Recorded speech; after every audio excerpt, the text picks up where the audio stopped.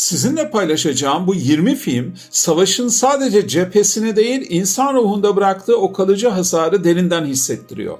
Her birini seyrettikten sonra savaştan bir kez daha nefret edeceksiniz. 20. filmle başlayalım. Mavi Askerler. Batı sinemasının o meşhur kovboy kızılderili mitini yıkarak askeri katliamların utanç verici tarihini cesurca deşifre ediyor. 19. Doğum günü 4 Temmuz. İdealist bir gencin savaşın acı gerçekliğiyle felç kalışını ve sonrasında bir barış aktivistine dönüşme sürecini tüm sancılarıyla yansıtıyor. 18. Eve dönüş. Savaşın sadece cephede bitmediğini, aksine fiziksel ve ruhsal yaralarla asıl mücadelenin eve döndükten sonra başladığını vurguluyor. Bu arada liste ilerledikçe savaş sinemasının en sarsıcı filmlerinden bazılarının bu listede olduğunu göreceksiniz. 17. Guantanamo yolu. Adaletin askıya alındığı bir dünyada suçsuz insanların sistemin çarkları arasında nasıl ezildiğini sert bir gerçeklikle gösteriyor. 16. Gelibolu. Yürek burkan bir hikaye. Gençlik hayallerinin ve dostluklarının siyasi hırslar uğruna bir kumsalın tozlu siperlerinde nasıl son bulduğunu anlatıyor. 15. Hair. Çiçek çocuklarının özgürlük çığlığını savaşın gri gölgesiyle çarpıştırıyor. Bunu yaparken barışın neden her şeyden değerli olduğunu müziklerin gücüyle haykırıyor. 14. sıradaki filme geçmeden önce siz de en beğendiğiniz filmi açıklama bölümüne yazarsanız sevinirim. 14. Stalingrad. Tarihin en kanlı savaşlarından birini kahramanlık naraları atmadan sadece dondurucu soğuğun ve ölümün içinden gösteriyor.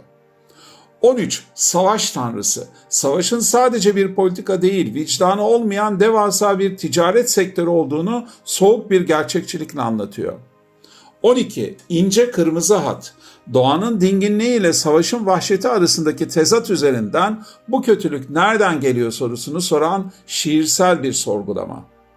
11. Köprü. Çocuk yaştaki gençlerin ideolojik körlükle nasıl anlamsız bir direnişe kurban edildiklerini gösteren hüzünlü bir Alman klasiği. 10. Tarafsız bölge. İki düşman askerin aynı hendekte mahsur kalması üzerinden milliyetçiliğin ve savaşın absürt anlamsızlığını zekice bir mizahla yerle bir ediyor.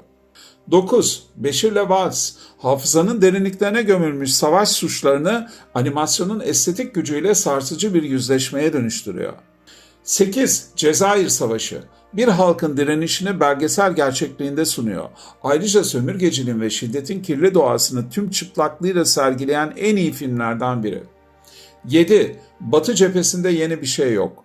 Okul sıralarından vatanseverlik masallarıyla koparılan gençlerin çamurlu siperlerde nasıl harcandığının her dönemde geçerli eleştirisi. 6. 1917.